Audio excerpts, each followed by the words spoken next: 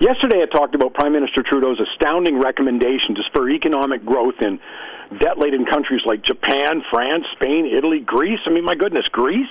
By borrowing more money and going further into debt.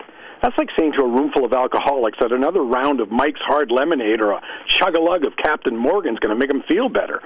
But that policy recommendation reflects a far bigger problem. It's the same old prescription that got us into the global debt mess and economic slowdown in the first place.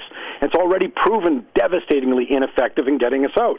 I mean, global debt levels have exploded in the last 6 years. Central banks have unleashed unprecedented creation of trillions of dollars in quantitative easing while pushing interest rates to all-time lows, including negative rates, and it hasn't worked.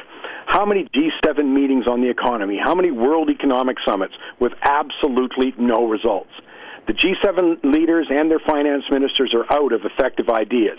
Nothing they've done or proposed can work because their starting point is to protect the status quo. Mr. Trudeau sits back while Kathleen Wynne, Rachel Notley, Brian Gallant put regulatory and tax roadblocks up to business and economic growth. In Canada, we're kissing $100 billion in economic growth away every year because we've got inter-provincial trade barriers in Canada. The suggestion that the problem is that governments are not borrowing and spending enough is just the big government apologist drivel from the failed progressive left's handbook for the economically illiterate.